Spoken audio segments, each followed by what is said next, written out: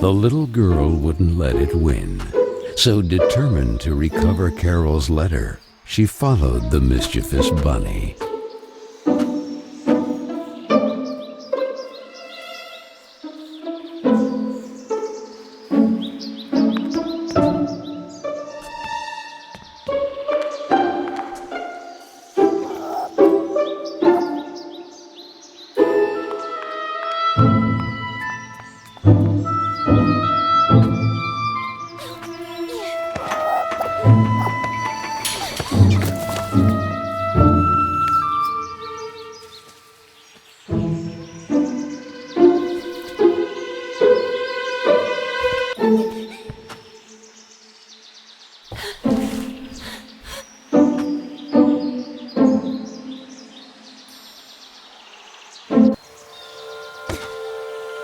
What place is this?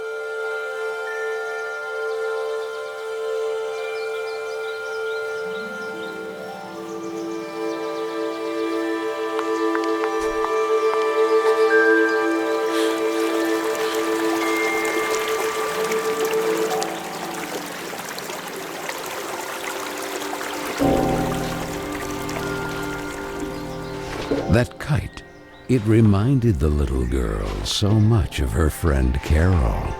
So free and graceful, yet tormented, as if by adverse currents, by the other girls at Bunny Hall.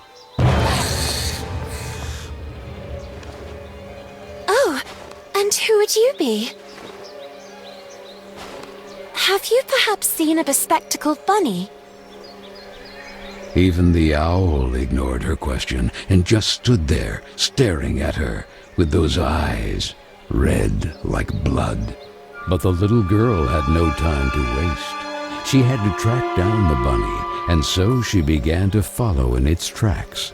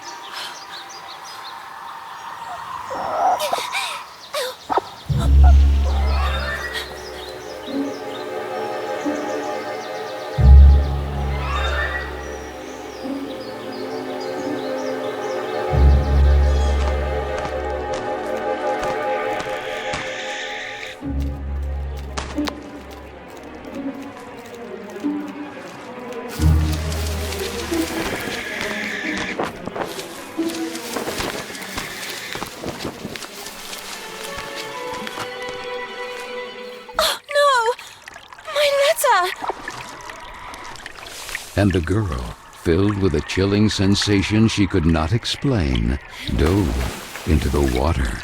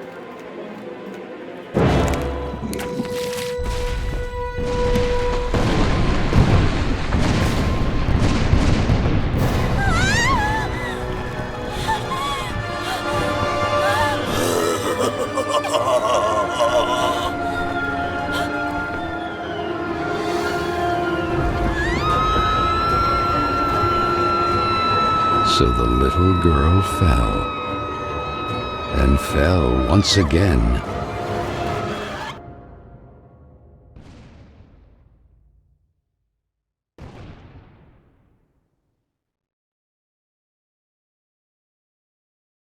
And while the man with the tar hat stood grinning, her thoughts drifted to that mysterious figure in the window of Bunny Hall, who silently stood watching her as she was swallowed up in her abyss.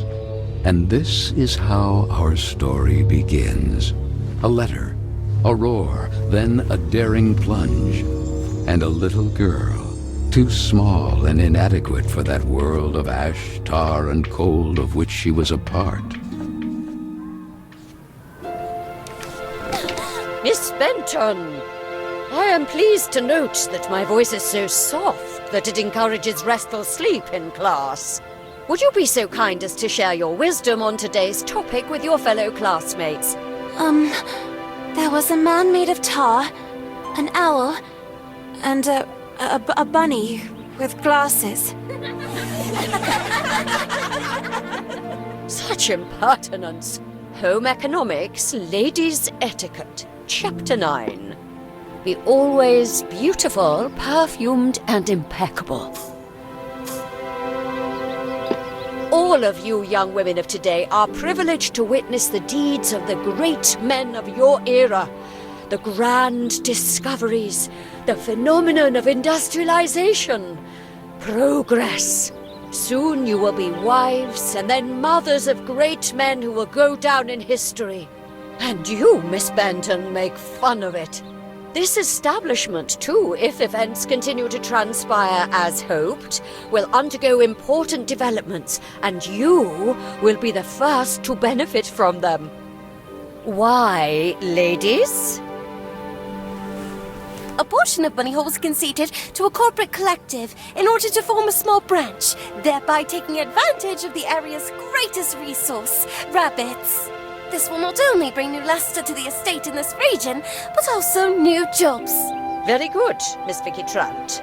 At the very least, Lana has grasped the rabbit matter. In this regard, our dear Frank reminds us that it is strictly forbidden to venture beyond the walls of the park. The disinfestation work will resume tonight after the strong winds of recent weeks.